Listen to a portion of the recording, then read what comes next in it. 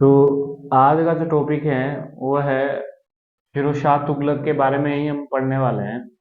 फिरोज शाह तुगलक के बारे में हमने इससे पहले भी पढ़ा था। ठीक है। फिरोज शाह तुगलक यानी कि तुगलक वंश के बारे में ये अंतिम टॉपिक है। ठीक है, तो वो सारी चीजें हैं इस चीज के बारे में, जैसे कि मैंने आपको ऑलरेडी पहले बता दिया था कि ये 1351 से लेके 1389 तक रहा है। ठीक है। उस चीज के इसके बारे में जो अन्य चीजें हैं, जैसे कि मुस्लिम के लिए अच्छा काम किया है, चाहे आम जनता जो उसके दरबार में थी या उसकी प्रजा में थी, उनके लिए उन्होंने अच्छे काम किया। जैसे कि मैंने पहले बताया था कि ये कल्याणकारी राजा था। ठीक है, कल्याणकारी राजा था, तो जो कि आपको अब देखने को मिलेगा इस टॉपिक में। ठीक है। तो इसमें कहा कि पहला इसमें इसने क्या कि जो मुस्लिम स्त्रियां थी वो मजारों में जाने पर प्रतिबंध लगा दिया कि भाई कोई नहीं जाएगी। ठीक है। उसके बाद इसने जो कि हिंदू धर्म के लिए मतलब अच्छा नहीं माना जाता, जिसकी वजह से इसने पुरी में जगन्नाथ मंदिर जो उड़ीसा में है और कांगड़ा का ज्वालामुखी मंदिर, बोलते हैं कि एक ब्राह्मण को उसने जिंदा जलवा दिया था।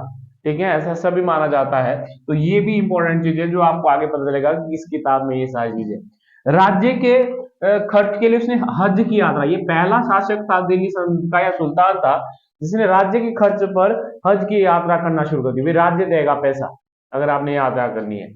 इसके बाद जिसके लिए जाना जाता है गुलामों के लिए, गुलामों का बड़ा शौक रखने का बड़ा शौक था, जिसके कारण इसने व्यापार पर प्रतिबंध लगा, दासों के व्यापार पर प्रतिबंध, मतलब यहाँ से निर्यात नहीं किए जाएंगे दास, यहीं रहेंगे।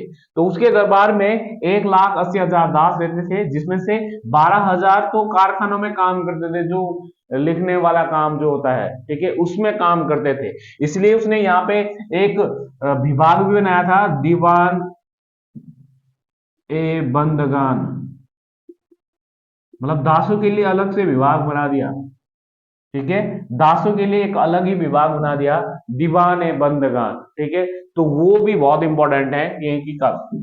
उसके बाद अनाथ तथा विधवा स्त्रियों के लिए क्या बना दिया उसने, एक विभाग बनाया। उस विभाग क्या बोलते हैं, दीवान ए खैरात। ठीक है, तो ये भी किसने बनाया है, फिरोज शाह तुगलक ने। तो ये भी आपको पता होना चाहिए कि अनाथ और विधवाओं के लिए भी उसने बनाया। और गरीबों के लिए उसने एक अस्पताल बनाया जिसको बोलते हैं दारुल सफा। ठीक है, दारुल सफा जिसको बोलते हैं, ये इसने गरीबों के लिए बनाया था। इसने बहुत सारे विभाग बनाए हैं अलग अलग।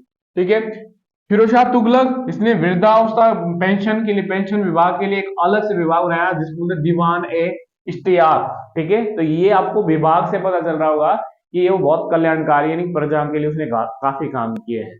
ठीक है, और पीडब्ल्यूडी बोलते हैं, बोल सकते हैं आप इसको, पीडब्ल्यूडी जो होता है सार्वजनिक निर्माण के लिए उसने क्या बनाया है, एक उसके लिए भी पीडब्ल्यूडी विभाग बोलते हैं हम। तो उसने शौहरत ए आम विभाग बनाया था उसके लिए। ठीक है, फिरोज शाह तुगलक ने नए सिक्के चलाए, चांदी के सिक्के चलाए, सोने के सिक्के, ये सोने के सिक्के होते थे और ये चांदी के सिक्के हुआ करते थे।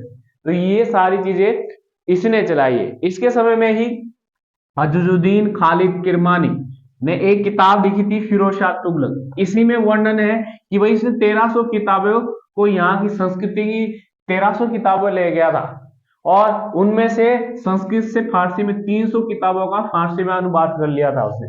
ठीक है, तो ये कौन वर्णन करता है, अजुजुद्दीन खालिद किरमानी। ठीक है, तो ये आपको इस चीज के बारे में पता होना चाहिए कि कौन कौन सी चीजें हैं। इसके अलावा इसके समय में फीक ए फिरोजशाही, ठीक है, कानून एक संग्रह है, किताब कानून की किताब है। ठीक है, जो किताब लिखी गई इसका जो लेखक है वो अज्ञात है, पता नहीं किसने लिखी है ये, तो ये आपको चीज के बारे में पता होना चाहिए। अब क्या होता है, तो फिरोज शाह की डेथ हो जाती है। इसके बाद जो शासन अगला करता है वो नसरुद्दीन मोहम्मद करता है, 1389 से लेकर 1414 तक। ठीक है, 1389 से लेकर 1398 तक तो ये स्वतंत्र रूप से शासन करता है, यानी जब ये शासन में बैठे तब से तो ये स्वतंत्र। पर जैसे ही यहाँ पर तैमूरों का आक्रमण होता है इंडिया में और दिल्ली पर किसका राज होता है, तैमूरों का। अब तैमूर का क्या होता है, इसका पिट्ठू बन जाता है, नसरुद्दीन महमूद तैमूरों का पिट्ठू बन जाता है, कठपुतली।